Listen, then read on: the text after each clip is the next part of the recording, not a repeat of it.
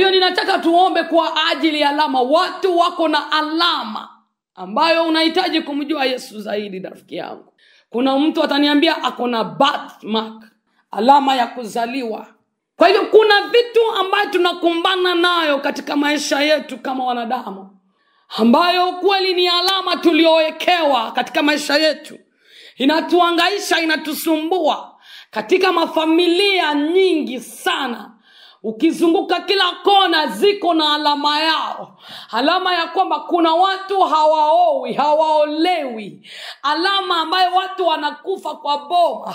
Alama ambayo huyu alirudi kutoka kwao anazikwa nje ya boma. Hiyo ni alama ambayo iko kwa boma. Kuna mtu aliwahi oleka akarudishwa nyumbani akazikwa nje ya boma kwa gate pale. Alama ilishawekwa na hivyo inaandama. Kuna wale waliokufa kama hawajawahi, kuna wale ambayo wanapigwa kwa ndoa, babu yake na mama yake walipigwa. Watu walipigwa kwa ndoa. Kwa hivyo hata yeye anapiga mke wake si kwa sababu anataka. Ni alama ambayo iliwekwa, alama, the mark. Wewe unanisikiliza asubuhi ya leo, uko na alama gani? Alama ni kitu ambaye mtu anawezaona. Tuna alama ya vidonda. Katika mwili una vidonda, ni alama. Tunaona uko na alama nyingi, ni kama ngombe vidonda viko vinakumwili wako au unapenda vitu. Alama ni kitu ambacho kinaweza onekana. Na leo katika maisha ambayo tunaishi watu wako na alama nyingi. Alama ya kwamba uliwahi oleka. Na huyo mtu ameweka alama kwa moyo wako, hauwezi ondoa. Unajua ukitoka uende kwenyu kama sisi wanawake, ukitoka kwenyu ukaenda kuoleka, ukirudi wanasema alirudi kwao. Ukienda uoleke mahali pengine tena wanasema alienda akaoleka mahali pengine. Kwa Kiluya tutasema handi ya dehere abundu handi. Alioleka tena mahali pengine. Halo? Kwa Wateso amanya kinibobode. Kwa hivyo hiyo ni alama umewekewa, inamaanisha hapo nyuma ulikuwa umeolewa tena umeoleka. Ama ulikuwa umeoa tena umeoa. Alama kwa maisha. Unanisikiliza asubuhi ya leo unasema huyu mtu ameacha alama kwa roho yangu. Yaani kuna kitu amekufanyia kibaya, ameacha alama ya ubaya kwa roho yako. Mwingine atasema chenye huyu jamaa amenitendea, hakika ameacha alama enye mimi pia nitatendea mtu ama watoto wake kitu kizuri. Ukimjua Yesu zaidi, utajua ni alama gani umebeba kwa maisha yako. Nataka tufungue Biblia zetu tusome katika kitabu ya Genesis chapter 4 from verse 9 to 16. Alama unawekewa na wanadamu na pia alama unawekewa na Mungu. Kwa hivyo wewe umebeba alama gani? Very sensitive topic. Nataka uweze kusikiliza vizuri. Na unapoenda mbele ya Mwenyezi Mungu ujitambue uko na alama gani. Ni alama ya baraka ama ni alama ya laana? Umebeba alama gani kwa mwili wako? Umebeba alama gani kwa maisha yako? Una hold which type of a mark in your life? Genesis chapter 4 verse 9 to 16.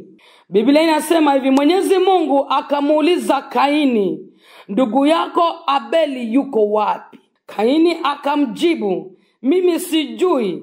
Je, mimi ni mlinzi wa ndugu yangu? Huyu ni Kaini anajibu Mungu hivyo. Kuna majibu unaweza surutisha baraka ama usurutishe laana. Mwenyezi Mungu akasema, umefanya nini? Damu ya ndugu yako yanililia kutoka udongoni. Sasa wewe umelaniwa, hutailima tena ardhi yenye rutuba ambayo kama kinywa imeipokea damu ya nduguyo uliyemuua. Ukilima ardhi haitakupatia tena mazao yake. Utakuwa mtu wa kutangatanga, asiye na makao maalumu duniani. Imagine the type of alama enye Kaini anapokea. Lakini maisha ya Kaini inafika ukingoni sasa. Mstari wa 13.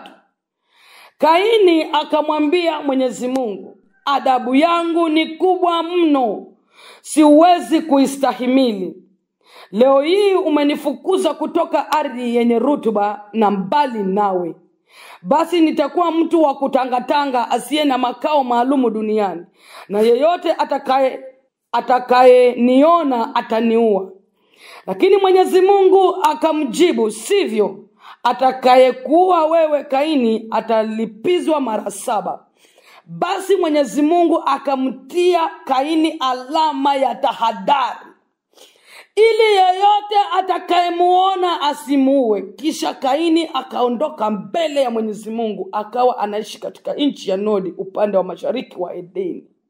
Ninaposoma hili neno ninasikia kudondokwa na machozi, kwa sababu Kaini, alama anayowekewa si alama mzuri, alama ambayo inamuondoa katika uwepo wa Mwenyezi Mungu. Alama kwanza ni alama ya laana ambayo Kaini anapokea, the mark of a curse. Alama ambayo Kaini anapokea ni alama ya laana. Kama wewe msikilizaji wangu unanisikiliza, unaanza kuassess wewe umebeba maisha yako, ukikaa ukijiangalia una alama ina gani? Alama gani wewe umeshikilia? Biblia inasema Mungu akamwambia Kaini, sikiliza. Akamuuliza Kaini, ndugu yako wako wapi? Jinsi wewe leo msikilizaji unasikiliza, unaambiwa kuhusu habari ya Yesu, unasema wache ni kuniambia vitu vya Yesu saa yote, vitu okoka kitu gani? Mimi bado nataka kubonda raha, vitu hizi mzuri nitaachia nani? Hiyo unamjibu Mungu, haumjibu yule ambaye anakuambia, ni Mungu unamjibu. Kaini akamwambia Mungu, sijui, kwani uliniandika kukuwa mlinzi wa ndugu yangu Abeli? Kwani mimi umeniajiri kazi ya kuchunga ndugu yangu penye ameenda? Kiburi chako kinakuletea alama. Majibu unayopenda kujibu watu bila kujali inakuletea alama. Ndio maana hata watu hawezi kukuja kukuuliza kitu, wanasema achana na huyo mtu atakujibu vibaya. Hiyo ni alama ushawekewa. Huyo mtu hajoangi kuongea na watu, kidogo mtapigana bure, mtagombana. Hiyo ni alama. Ushapata alama. The mark you have received, the mark you are having in your life. Unaweza kuwa hata wewe ni mchungaji, alama ambayo uko nayo sio kusonga mbele, sio mafanikio uongezekangi. Mchungaji mwenye kila siku hawezi pitisha washirika zaidi ya 20. Yaani kuna shida. Ni alama gani uko nayo? Ampia Mungu akuondolee hiyo alama. Kaini akawekewa alama na Mwenyezi Mungu. Mungu mwenyewe akamwekea Kaini alama.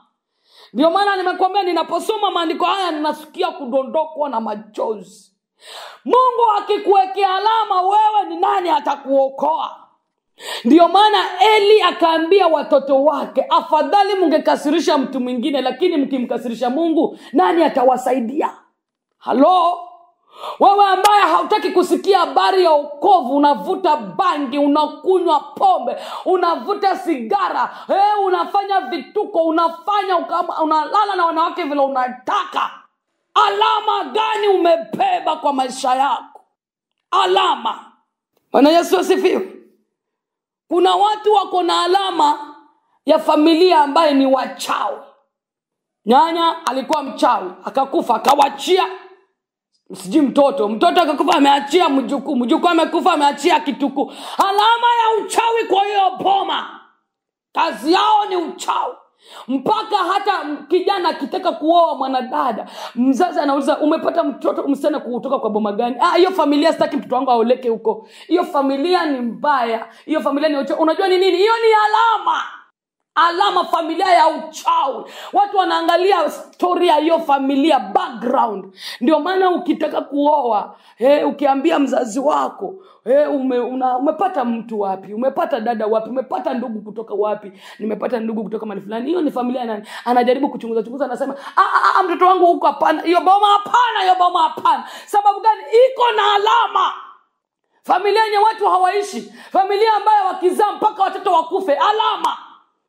Familia ambaye ni makaburi tu kwa boma. Alama hiyo ni boma iko na alama tayari. Laana inajionesha. Ikijionesha ni alama, umewekewa alama. Mungu mwenyewe akamwekea Kaini alama kwa uso wake, ili mtu yoyote akimwona, alama ya tahadhari. Unaona, alama ya tahadhari ni ya kukuhatarisha kwamba huyu mtu si mtu wa kawaida, huyu si mtu mzuri. Ni kama yule mtu mwizi akiingia mahali watu wanasema fulani ameingia hapa, mchunganeni na yeye. Hiyo ni alama. Haleluya. Wewe umebeba alama gani kwa maisha yako? Alama ambaye familia hawatajirikangi.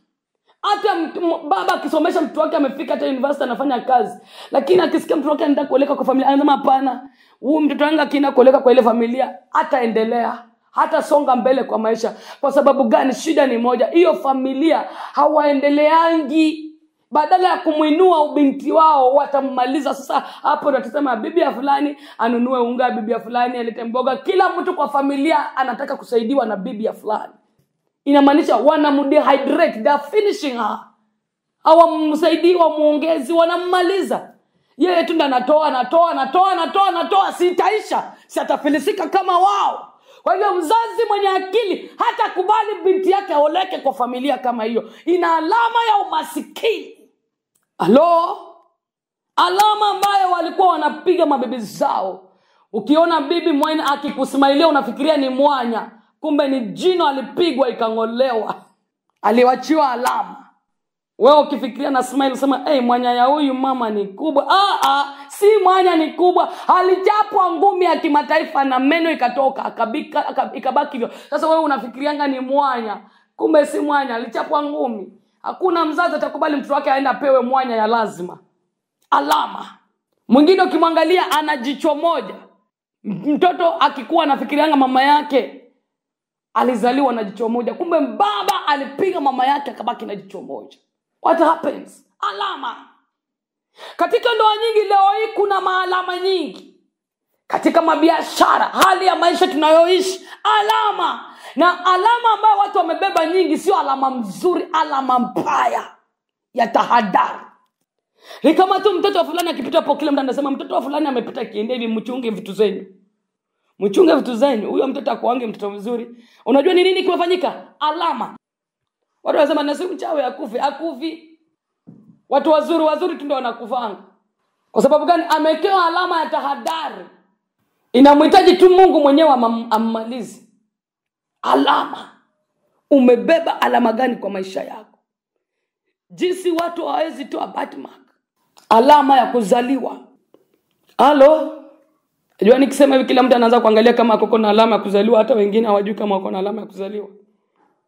Fanya chochote unafanya na ukuwe very careful. Uchunge sana umebeba alama gani kwa maisha yako. Ama wewe uko na alama yenye ukikuwa na watu, vitu vyao vinaingiliwa na nuks. Alama ya visirani. Alama mbaya. Watu wanakujua kwa alama ambayo uko nayo. Kaini tabia yako pia ni kama alama. Watu wanakutambua kwa tabia yako mbaya. Hiyo ni alama. Imagine alama mpaka unaondolewa kwa uso ya Mwenyezi Mungu. Na hiyo ni alama pia umewekewa na haujui. Alama ya kutotoa. Wakati wa kutoa, Abeli alichagua yule mnono, akasema hii vitu ni Mungu amenipatia. Mimi nilipokuja hapa duniani sikuwa nazo. Ni Mungu amenipatia na uwezo huu leo ni Mungu. Akatoa ile mzuri sana, ile nono dhabihu, akatengeneza madhabahu ya Mungu, akachinja, akamwambia Mungu hii ni yako. Na Mungu akafurahia dhabihu. Akafurahia. Na Biblia inasema moshi kaenda direct mbinguni. Hapo ndo penye Kaini alipata alama. Nataka usikie wewe. Nimesema tunataka kuomba kitu sensitive. Alama alipata hapo. Unajua wewe umekuja tu tumeomba na wewe katikati hapo ati alipokea alama. Hapo hiyo ndo chanzo cha Kaini kupata alama. Kwa kumtolea Mungu. Alienda katafuta zile sukuma nye zimebadilika kuwa yellow cabbages hizo, macarrots ambazo zimechoka hizo marigets. Hizo ndakaleta kaka madhabahu akaweka pa kasha moto. Boss, wacha nikwambie, Biblia inasema moshi haikupata juu. Kaini angetafuta kile ambacho kinafaa. I'm sure 100% ingeenda juu. Hiyo fresh. Mungu ana uwezo ya moshi kupanda juu. Ana uwezo, hakuna kitu kinamshinda. Huyu Mungu ninamwamini sana. Hakuna, ingeenda juu. Lakini alienda akatafuta rejects zile mbaya mbaya na anamletea Mungu. Halo? Na Mungu hakupokea. Cornelius alikuwa anatoa mpaka Mungu akamwamrisha Petero, ondoka uende kwa nyumba ya Cornelius. My friend, usisemenge watu wanajionesha wapi. Mungu anaona hiyo vitu yenye wanatoa. Kwa sababu gani? Wanajipandikia alama ya baraka. Isipofanya kazi saa hizi, kwa maisha ya watoto wao itafanya kazi. Ndio maana unaona mzee anatembea miguu kavu. Akifikisha miaka 60, watoto wanamnunulia gari. Kwa sababu gani? Matoleo aliyokuwa anatoa inazungumza ndani ya watoto. Haleluya. Bwana Yesu asifiwe. Hakuna mtu mwenye hataki kukua na mahali permanent. Hakuna mtu mwenye hataki kukua na boma. Lakini Mungu akikuwekea alama ya kutoka kwa boma, hautakaa. Ndio maana unapata wanyanya wengine wanasema wewe mtoto unaringa utaoleka, utakaa kwa hiyo bwana, tutaona kama utakaa kwa hiyo boma. Hiyo ni alama na kuwekea kutotulia kwa mwanaume mmoja. Ndio maana leo umeolewa, kitu kidogo tu tumekosana socks tu umekosana socks ni kitu kukufanya utoke kwa ndoa. Umewacha hiyo ndoa, umeenda mahali pengine huko pia pale umekaa tu kitu kidogo, ati mama mko alisema na huyu mwanamke anakaaje. Hiyo pia imekutoa kwa hiyo ndoa. Umetoka hapo umeenda, wewe umekaa alama ya kutanga. Mwanaume hawezi oa. Kila mwanamke ako na makosa yake. Kila mwanamke unakaa kama yule wimbo yule Duno alisema kwamba huyu hajui kupika, huyu hajui kutandika kitanda, huyu hajui kuvaa, huyu hajui kuoga. Wewe mwanaume umewekewa roho ya kutanga ya kutotulia na mwanamke. Hiyo ni alama. Unamhitaji Yesu. Umebeba alama gani? Alama gani unafuata? Huyu Mungu alimwekea Kaini alama mpaka hata Kaini mwenyewe akalalamika. Mpaka Kaini akamwambia Mungu, ukweli leo wewe umeniwekea alama, adhabu yangu ni kubwa mno. Siwezi kuistahimili. Ninataka ufike mahali umwambie Mungu, kumbe ukweli alama niko nayo. Ninajaribu kushika pesa na zikai kwa mikono yangu, kumbe ardhi yangu iko na alama ya laana. Kazi ya mikono yangu kumbe imelaniwa. Baba, ondoa alama ya laana, alama ya umasikini, kalete alama ya baraka. Ukimjua Yesu zaidi, atakuambia ni alama gani uko nayo. Atakufafanulia ni alama gani umebeba. Ni alama gani na kusumbua wewe. Mwanadada, kila mwanaume anakuchumbia kwa miezi 2 mumeachana. Kwa miezi 2 mumeachana. Alama gani kwa maisha yako my friend? Alama ya rejection.